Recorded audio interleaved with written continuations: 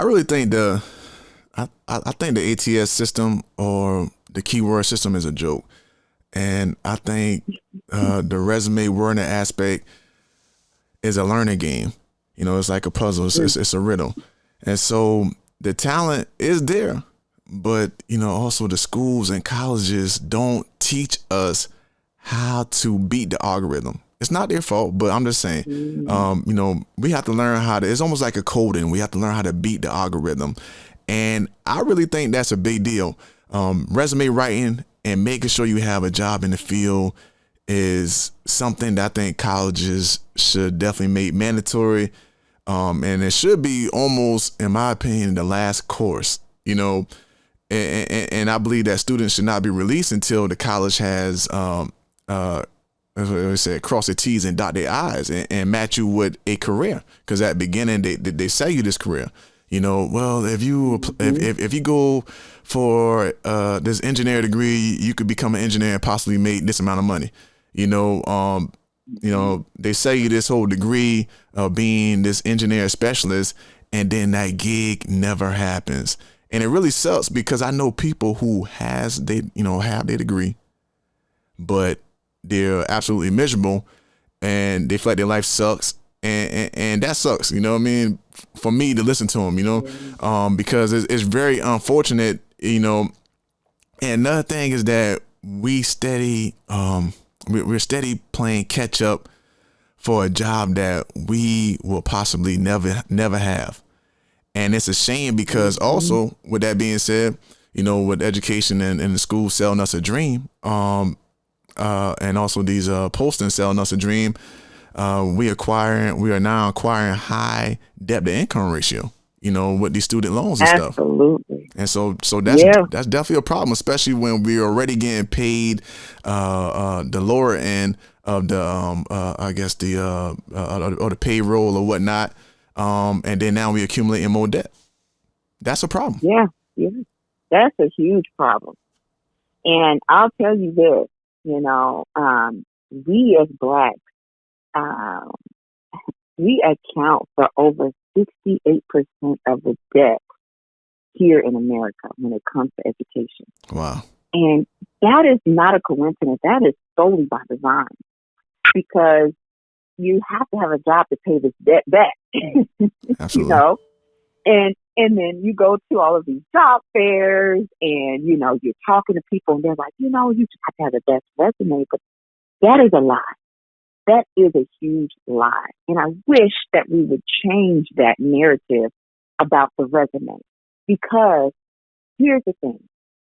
As a recruiter, you're told, you know, by the hiring manager or the employer that you're recruiting for, this is what I need. A recruiter's job is to look at that resume and to match your resume up to what it is, the three main priority things that employer is looking for. What happens through this process is a few things.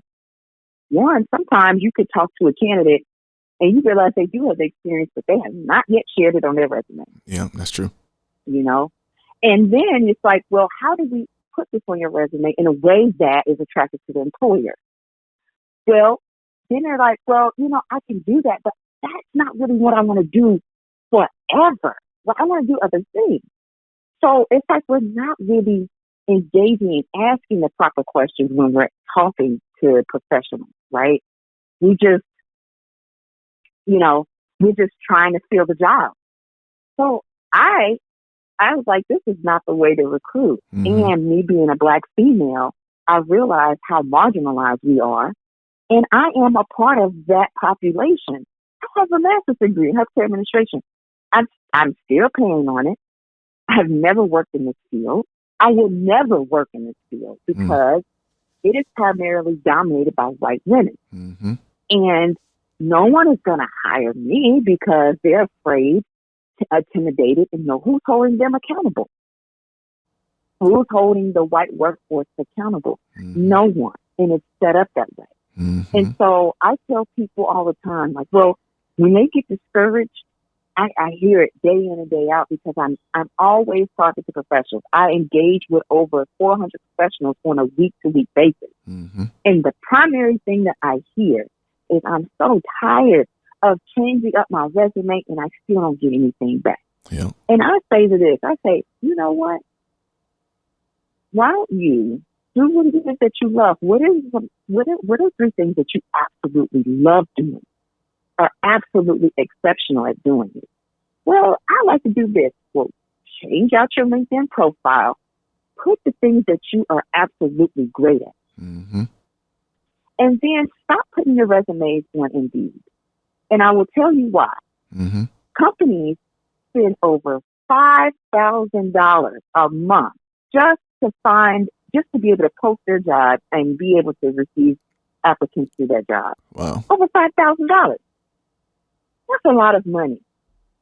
And I say, since they keep telling us that good talent is hard to find, we should make it even harder for them to find us. Mm-hmm. And I think that the only way that will change is if the mentality of the job seeker changes. We have to get out of making it so easy for these employers to engage with us. We have to stop giving them all our time. We give a lot of time, we give a lot of effort, and we receive nothing in return. Mm-hmm. Now, some may say, well, Ashley, don't you work for an employer? Absolutely. This is why I explain to them how important it is to address this issue.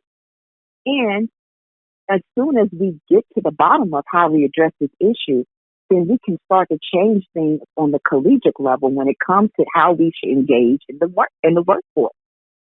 Because you're right, that isn't taught. And it's overlooked because a lot of the professors have been out of the workforce themselves for so long Mm-hmm. that they can assist us with finding a job. How many times have you went back to your old school and said, hey, I'm unemployed? Well, what do they do for you? It's like crickets, nothing. Yeah, exactly. Well, you can call this number, you could go to the unemployment office, but you have still known that you need a job that's going to pay you more than minimum wage. Mm-hmm. So ideally, the mentality of us is going to have to change because we're the reason why companies are putting out all this money to find us. And when we change, then that will change. Yeah, absolutely. I just had a chance to speak with a recruiter on Friday, I believe, and like I spoke with a guy for about an hour for this job position or whatnot, and then the first hour was about the job position. The last hour and a half was about me not doing my resume according to, I guess, his standards or their standards. And I took the criticism, constructive criticism. I took it and I listened to what he had to say, but he really made it seem like it was my fault that I didn't know how the system wanted done. And I appreciate the information that he gave me, but me, my situation is just like probably millions and millions of other brothers and sisters in America who just don't know. Mm-hmm. And my and my goal was just to be seen, and and I figure out how to be seen, but I don't think I guess the next step is to be heard. Yeah. And two, recruiters, you have to understand, a lot of recruiters, no one teaches you how to recruit. Mm-hmm. That's a talent that you have to acquire. And the good recruiters, they understand what it's like to be a part of the job market. So they're going to actually go more in depth with you as far as tell me about yourself. What is it that really drives you to get up in the morning? What is it that when you go to bed at night that's still on your mind besides money? Mm-hmm. Because I tell professionals all the time, like, you can get a job, you can make you some money. Is that all you want to do? But usually I find out that they want accomplishment in their jobs. Yeah. They want to be heard, and they want validation, and they want to be awarded for that validation, and they want to be, treated fairly. And I think that's all not realistic. And I'm honest too, especially when I'm talking to black folk. I'm like, you know what? Listen, I'm just going to be honest with you. You know, if you're seeking all of this in a position, this is not the way to get it. Mm-hmm. The way to get what it is that you're looking for is using your God-given talent to finding that.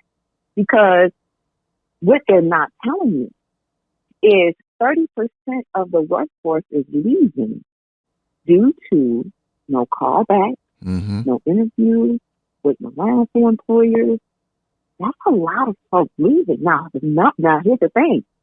You have 30% of America leaving the workforce, but will they come back? You know, will they come back? And if they come back, are you, as an employer, are you able to engage with them at a level in which they are? You're going to have to meet them where they are.